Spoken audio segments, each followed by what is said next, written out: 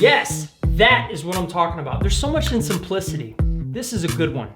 You know, as human beings, we try to do way too much. We try to fit so much into our days, from running businesses to doing designs to getting the kids to soccer practice, whatever it may be. And it's exhausting.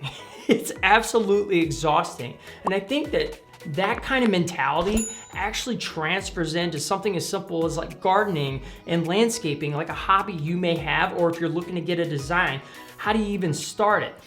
I want to show you a design in Brooklyn, New York. It's a great place to start because it's so small. It's like a 10 by 10 area, and then you walk up the door. That's it. And you would almost think like, what could I possibly do with this to create interest and make it look good? But what I want you to learn from this is there is beauty in simplicity. Simplicity and fundamentals are key when it comes to designing.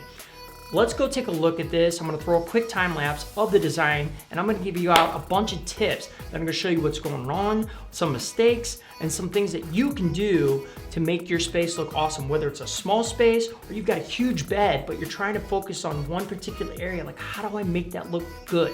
Let's go to Brooklyn.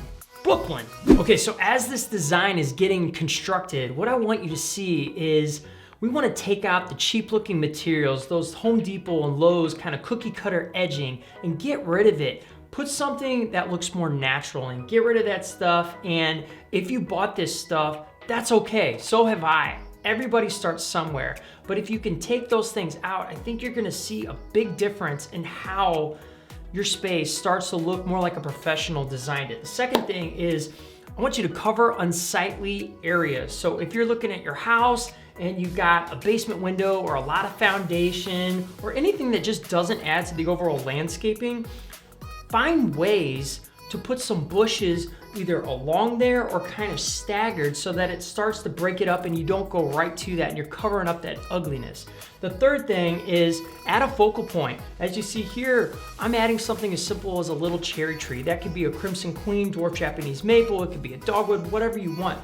But the mistake that I see in designing beds is a lot of the times people are just gonna see a small area and put a bunch of flowers down and it's very flat. Try and add some texture and some color and some height to this. Put in a tree. There's room for it, believe it or not, in a small space. Another way you can break it up is by layering.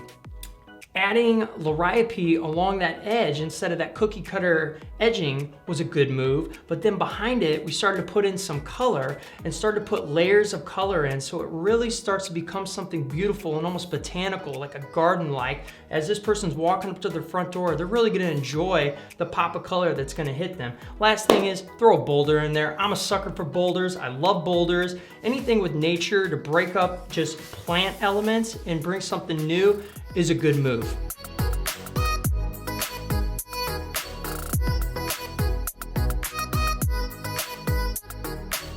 So it's one thing to see a design and get a bunch of tips, but don't you want to see the real thing? Go click on this video right here. I'm gonna show you an amazing backyard transformation with a patio, a fire pit, retaining wall, all the things that free up space and make it a place where you can enjoy and create those memories. I'll see you on the next video.